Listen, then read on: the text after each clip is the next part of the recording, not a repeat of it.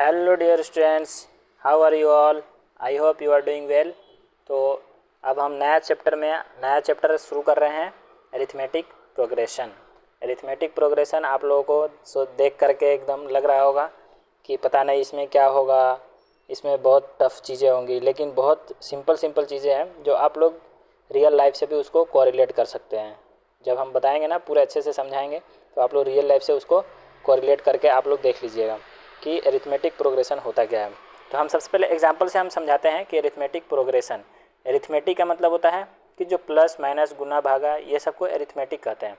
और प्रोग्रेशन का मतलब होता है, ठीक है, प्रोग्रेशन का मतलब इसमें होता है कि प्रोग्रेस हो रहा है, मीन्स या उसमें ऐड हो रहा है या उसमें सब्ट्रैक्ट हो रहा है। जैसे मान लेते हैं 1 2 3 4 5 6, इस तरह से है ना। इसमें क्या हो रहा है, इसमें एक ऐड हो रहा है, फिर एक ऐड हुआ इसमें +1, इसमें भी +1, फिर इसमें +1, फिर इसमें +1, फिर इसमें +1। तो क्या हो रहा है, एक एक ऐड होते जा रहा है सब में, तो इसको प्रोग्रेशन कह सकते हैं। उसी तरह से ऐसे हो सकता था 6 5 4 3 2 1 0 -1, इस तरह से। जैसे इसमें क्या हुआ, -1 हुआ, इसमें क्या हुआ, -1 हुआ, सब में है ना -1 होते जा रहा है। तो एक तरह से ये एक है ना सीरीज टाइप का बनते जा रहा है कि पहले 1 था, फिर 2 था, फिर 3 था, उसमें एक ऐड होते जा रहा है, फिर एक सब्ट्रैक्ट होते जा रहा है। तो है ना, प्रोग्रेस हो रहा है, कहीं ना कहीं आगे बढ़ रहा है, कुछ ऐड हो गया या कुछ सब्ट्रैक्ट होकर के आगे बढ़ रहा है, तो उसको हम लोग बोलेंगे कि वो प्रोग्रेस हो रहा है। अब एरिथमेटिक प्रोग्रेशन का देखिए, ये भी एक प्रोग्रेशन है, ऐसा नहीं है कि ये भी प्रोग्रेशन नहीं है, लेकिन एरिथमेटिक का मतलब होता है कि उसमें प्लस करके, माइनस करके, गुना करके या जो भी करके उसमें जब उसमें निकाला जाएगा तो उसको बोलते हैं एरिथमेटिक। एरिथमेटिक का मतलब होता है प्लस माइनस गुना भागा जो भी करते हैं उसको एरिथमेटिक कैलकुलेशन कहते हैं, प्लस माइनस गुना भागा, ठीक है, ये सब है एरिथमेटिक है। इसको एरिथमेटिक लॉजिक भी कहते हैं कभी कभी, ये एरिथमेटिक लॉजिक है, ये प्लस माइनस गुना भागा, दो नंबर को जोड़ रहे हैं, दो नंबर को गुना कर रहे हैं, दो नंबर को सब्ट्रैक्ट कर रहे हैं, तो इस तरह से। अब लेकिन एरिथमेटिक प्रोग्रेशन जब हम लोग पढ़ रहे हैं तो अभी ये है ना, इसमें प्लस आता है सिर्फ, ठीक है। तो एरिथमेटिक में हम लोग, एरिथमेटिक प्रोग्रेशन में हम लोग प्लस वाला पढ़ेंगे, ठीक है। एरिथमेटिक प्रोग्रेशन में प्लस वाला हम लोग पढ़ेंगे। सबसे पहले इसका है ना, एरिथमेटिक प्रोग्रेशन का हम लोग डेफिनेशन हम लोग लिख लेते हैं, ठीक है। एरिथमेटिक प्रोग्रेशन कहते हैं किसको, एरिथमेटिक प्रोग्रेशन का इसका डेफिनेशन लिख लेते हैं, डेफिनेशन, ठीक है। डेफिनेशन इसका क्या है कि it is a list of, आप लोग मेरे साथ लिखते जाइए, लिस्ट ऑफ, इसको है ना, इसको नहीं रहने देता। It is a list of numbers in which each term, अब टर्म भी बताएंगे हम, टर्म क्या होता है। Each term is obtained by adding a fixed number, ठीक है, adding a fixed number to the preceding। preceding का मतलब बताएंगे, preceding होता क्या है। preceding मतलब पहले वाला नंबर, अभी हम लिख लेते हैं उसके बाद। preceding term except the first term, except the first term, ठीक है। देखिए यहाँ पर इसका डेफिनेशन क्या हुआ कि it is a list of numbers in which each term is obtained by adding a fixed number to the preceding term except the first term. जैसे यहाँ पर था क्या, 1 2 3 4 5 6, ठीक है, इसी तरह से ये आगे बढ़ते जा रहा था, यहाँ पर भी उसी तरह से आगे बढ़ते जा रहा था। तो अब इसमें क्या है कि हर एक टर्म, इस सब को जितना है ना, इस सब को बोलते हैं टर्म बोलते हैं। ये सारा क्या हुआ, ये सारा एक टर्म हुआ, ठीक है, ये सारा एक टर्म हुआ। तो जो भी टर्म है, ठीक है, जो भी ये टर्म है, तो इसके आगे वाला लाने के लिए इसके पहले वाला को एक कांस्टेंट नंबर से या एक कांस्टेंट टर्म से उसको ऐड करते हैं, कांस्टेंट टर्म उसमें ऐड करते हैं तब नेक्स्ट वाला आता है। तो वही यहाँ पे बोल रहा है कि ईच टर्म इज ऑब्टेन्ड, हर एक टर्म आता है ऐड करने से, एक फिक्स नंबर ऐड करने से उसके पहले वाला में, उसके पहले वाला टर्म में एक फिक्स नंबर जब ऐड करते हैं तो नेक्स्ट टर्म आता है। लेकिन यहाँ पर एक चीज़ इसमें ऐड कर दिया है कि एक्सेप्ट द फर्स्ट टर्म, ठीक है, एक्सेप्ट द फर्स्ट टर्म। अब आप बताइए कि ये लिखा क्यों है, ये एक्सेप्ट द फर्स्ट टर्म को छोड़कर बाकी सारा टर्म जो भी आएगा वो पहले वाले में एक कांस्टेंट टर्म ऐड होकर के आया होगा, ठीक। तो पहला वाला जो टर्म है ये किससे ऐड हुआ है, किस में ऐड हुआ है, कितना ऐड हुआ है, पता थोड़ी है, नहीं पता है। तो इसीलिए इसको बोला है कि एक्सेप्ट द फर्स्ट टर्म को छोड़कर बाकी सारा टर्म यही फॉलो करता है कि आगे वाला नंबर जो भी आएगा उसके पहले वाला में एक कांस्टेंट टर्म ऐड रहता है, ठीक है। तो यहाँ पर है ना एक हम लोग इसमें एक एग्जांपल लेकर के इसको कहते हैं कि जैसे 1 + 2 + 3 + 4 + 5, ठीक, इस तरह से आगे बढ़ते जा रहा है। तो ईच नंबर, यहाँ पे each number is called term, हर एक नंबर जो भी है इसको कहा जाता है टर्म कहा जाता है इसको। हर एक नंबर जो भी है इसमें ये भी एक टर्म हुआ, ये एक टर्म हुआ, ये एक टर्म हुआ, ये एक टर्म हुआ, तो इसको बोलते हैं कि ये एपी में है। एरिथमेटिक प्रोग्रेशन को डिनोट किया जाता है शॉर्ट फॉर्म में एपी से। अब ये एपी में कैसे है, तो एपी वाला डेफिनेशन हम लोग बढ़िया से पढ़े हैं। एपी वाला डेफिनेशन जो पढ़े हैं उससे हम एक चीज़ इसमें एक और कंक्लूजन हम निकालते हैं कि इसमें बोला है कि जो भी अगला टर्म आएगा उस पहले वाले में उतना एक फ़िक्स टर्म एडेड होगा। तो जो फिक्स टर्म एडेड होगा उसको हम लोग क्या कहते हैं, तो यहाँ पे कहते हैं the fixed term which is being added to the preceding term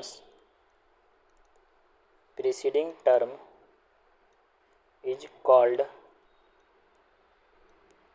इसको कॉमन डिफरेंस इसको बोल सकते हैं, कॉमन डिफरेंस, या इसको स्मॉल डी से भी इसको डिनोट किया जाता है। कॉमन डिफरेंस बोल रहे हैं जो भी फिक्स्ड नंबर से हम लोग पिछला वाला टर्म है जो फिक्स्ड नंबर से उसको उसमें ऐड कर रहे हैं तो हमारा नेक्स्ट वाला टर्म आ रहा है, तो उसको हम लोग बोलते हैं कि कॉमन डिफरेंस। अब कॉमन डिफरेंस हम लोग सब कुछ निकालेंगे, सब कुछ अभी थ्योरी में आप लोगों को लग रहा होगा कि पता नहीं क्या कैसे निकलेगा ये सब, तो हम लोग सब जब क्वेश्चन करेंगे ना तो अच्छे से सब क्लियर होगा।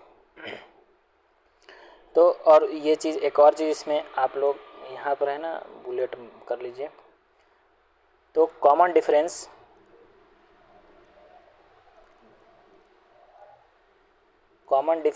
डी कैन बी पॉजिटिव, ये पॉजिटिव हो सकता है, ये नेगेटिव हो सकता है और जीरो हो सकता है। पॉजिटिव, नेगेटिव और zero, common difference positive, negative और जीरो हो सकता है, ठीक है। पॉजिटिव नेगेटिव कब होगा, पॉजिटिव कब होगा, नेगेटिव कब होगा, जीरो कब होगा। जीरो तो आप लोगों को समझ में आ रहा है ना कि जीरो कब होगा। अब मान लीजिए इसको कह रहे हैं 1 + 1 + 1 + 1, अब इस सबको जोड़ते जा रहे हैं तो यहाँ पर देख रहे हैं कि आगे में कोई भी टर्म नहीं जुड़ रहा है, कोई भी फिक्स टर्म नहीं जुड़ रहा है, तो इसका मतलब है कि डिफरेंस जीरो है। अब पॉजिटिव कब आएगा, इसमें पॉजिटिव आएगा कि 2 + 4 + 6 + 8, इस तरह से। तो इसमें देख रहे हैं कि आगे वाला टर्म कब आ रहा है, आगे वाला टर्म कब आ रहा है जब इसमें हम 2 ऐड कर रहे हैं। आगे वाला टर्म आ रहा है जब हम इसमें 2 ऐड कर रहे हैं, +2 ऐड कर रहे हैं, ठीक। आगे वाला टर्म आ रहा है +2, तो इसमें आ रहा है क्या, पॉजिटिव आ रहा है इसमें। अब उसी तरह से अगर आप चले जाइएगा 8, फिर 6, फिर 4, फिर 2, फिर 0, फिर -2, तो इसमें नेक्स्ट जो टर्म आ रहा है पहले वाला टर्म से -2 हो रहा है, फिर इसमें से -2 हो रहा है, फिर -2 हो रहा है, फिर -2 हो रहा है, फिर यहाँ पे -2 हो रहा है। उसी तरह से आगे प्रोग्रेशन जा रहा है। तो यहाँ पर ये क्या हो गया, ये हो गया नेगेटिव। तो हम लोग देख लिए कि कॉमन डिफरेंस है ना, कॉमन डिफरेंस पॉजिटिव भी हो सकता है, नेगेटिव भी हो सकता है और जीरो भी हो सकता है। अब हम लोग देखेंगे नोटेशन इन एपी। एपी में क्या क्या नोटेशन होता है जो इम्पोर्टेंट है, जो जिससे है ना क्वेश्चंस बनेंगे। और इसमें है ना जैसे एक नोटेशन क्या था, ये कॉमन डिफरेंस वाला था। कॉमन डिफरेंस को हम लोग क्या क्या लिख सकते हैं, डी से डिनोट करते थे। जैसे एपी एरिथमेटिक प्रोग्रेशन को हम लोग एपी से लिखते हैं। तो उसी तरह से और भी छोटा छोटा चीज़ है जिसको डिनोट किया जाता है किससे, तो उसको हम लोग देखेंगे। यहाँ पर है कि जैसे है ना, कोई भी एपी जब हम लिख रहे हैं तो 1 मान लेते हैं, 1 + 3 + 5 + 7 प्लस, इस तरह करते करते हम अगर जा रहे हैं, ठीक है, हम जा रहे हैं अगर 21 तक, ठीक, इस तरह करते करते हम जा रहे हैं, तो इसको क्या बोल सकते हैं, इसको बोल सकते हैं ना फर्स्ट टर्म, पहला टर्म है ये, ठीक।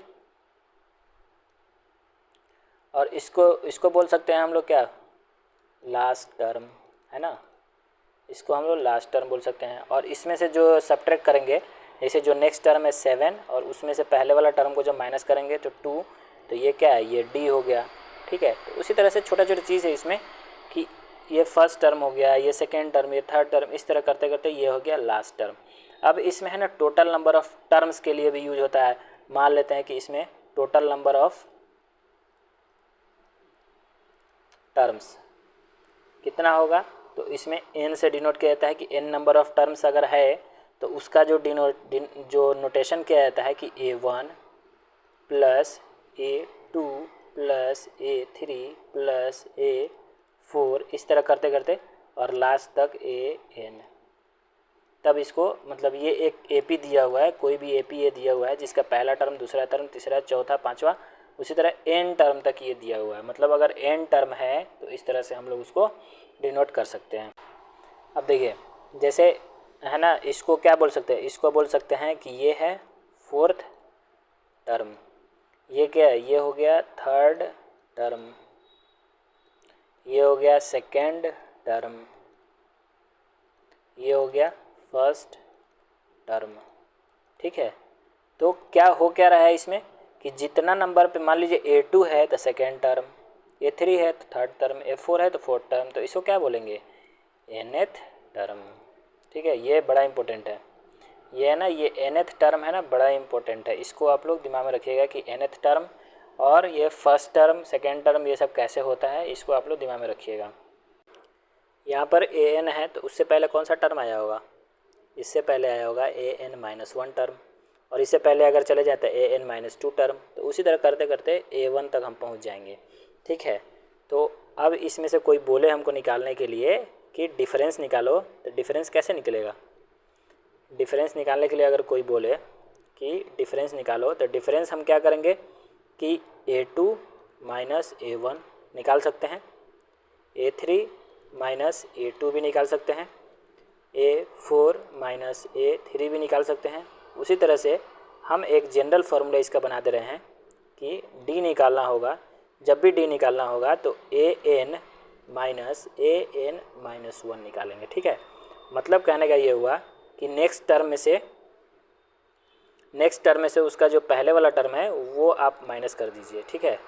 नेक्स्ट टर्म में से उससे जस्ट पहले वाला जो टर्म है उसको आप माइनस कर दीजिए, तो वही हो जाता है d, ठीक। d हो गया an - an-1, यानी इस वाला टर्म में से इसके पहले वाला टर्म को सब्ट्रैक्ट कर देंगे तो यहाँ पे d आ जाएगा। अब देखिए यहाँ पर दो चीज़ है इसमें,